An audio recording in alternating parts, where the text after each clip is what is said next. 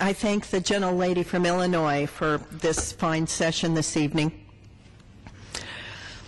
The American people know, and particularly women in this country know, that you cannot tax and spend your way into economic prosperity.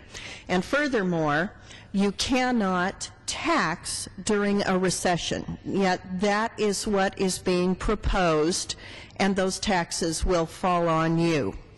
One of the ways in which those taxes will fall on you during this recession is through something called cap and trade. Cap and trade is a tax, so I'm going to go over and change this and add the word tax.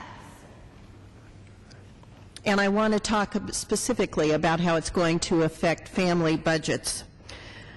Cap and trade is a tax that will be used to change the way that you use power, meaning electricity, oil, gas, and anything that comes from carbon, meaning oil, gas, or coal specifically. And those sources of energy represent 50% of the electricity in this country, which comes from coal, and also a significant amount, of course, of our gasoline coming from oil, and natural gas, which is used to heat our homes. These all emit carbon. And in order to change the American behavior and the way that we use these carbon-emitting substances, the Obama administration proposes to tax them. It will be called a cap and trade system, which is a market-based system, but it's cleverly disguised as a market-based system because in reality it is a tax, a carbon tax, and it will be paid by the American consumer. So if you use electricity, if you heat or cool your home, if you drive an automobile, if you use public transportation, you will be paying this tax. And here's how it will accrue to you if you are an average household. Gasoline is in blue on this chart, natural gas in red, electricity in green. And as you can see, the cost of these for an average household without the cap and trade tax is on the left, and the cost with cap and trade is on my right, the left of someone who would be viewing this chart.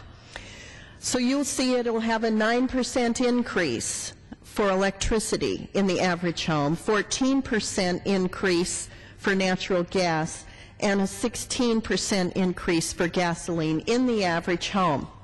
Now, I can tell you in my home state of Wyoming, it will be much higher than that because in the winter, it costs more for us to heat our homes. In the summer, admittedly, it costs less for us to cool our homes. But we consume more gasoline per family than any other state in the union, and that is because there is no public transportation in Wyoming. The distances are too far. We are the 9th largest state by land mass, and we have the smallest population in the nation. Consequently, we can't go anywhere on public transportation. It is all automobile-based.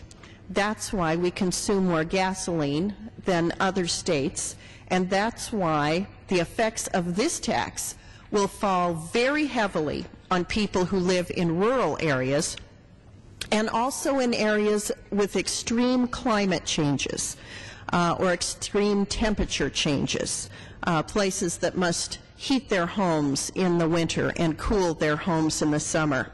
So if you fall into any of those categories, you're going to see much higher expenses because all of the cap and trade taxes are going to be passed on to you. They are not going to be absorbed by the companies that are producing oil, gas, and coal. However, there is going to be another impact on those businesses, and that is a job loss. A job loss at a time when this country is in recession, at a time when job losses are already driving us more deeply into recession, and that job loss looks like this. 2011, over 200,000 jobs lost. And each year thereafter, climbing to the year 2015 to about 1,500,000 jobs lost due to this cap and trade tax. And once again, I'm going to write the word tax on this chart.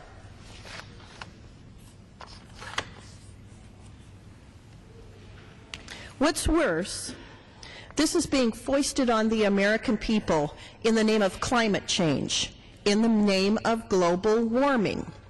And those who believe that global warming is man-made, and there are many, I would say a preponderance of people, believe that climate change is man-made, believe that if Americans change their ways and consume less carbon-emitting substances, that they will be able to change climate.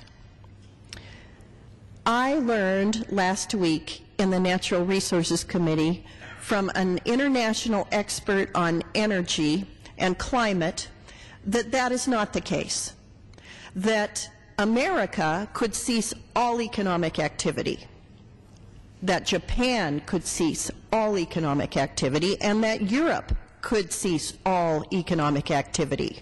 We could turn off our lights, we could quit using our cars, we could stay home, we wouldn't work, the factories would shut down.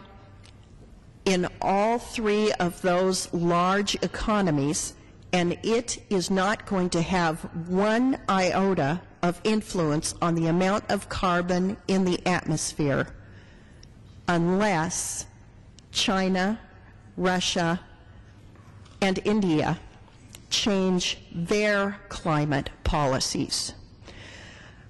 China desperately wants each person in their economy to have a light bulb in their home. That is their goal, a light bulb in every home. And in order to put a light bulb in every home in China, they are building one new coal-fired plant a week. And they'll have to continue to do so for a very long period of time. No one can blame China for wanting a higher standard of living for every person in their country. And no one can fault them for wanting to do it with resources they have, like coal, oil, and gas, and for wanting to do it with the cheapest source, hydroelectric and coal. Consequently, the costs that will be borne by the American consumer are going to have not one single effect on carbon emissions in this atmosphere. That's where rational thinking goes out of the way and the American consumer foots the bill. Again, I want to close, and I thank the gentlelady from Illinois. I want to close with this thought.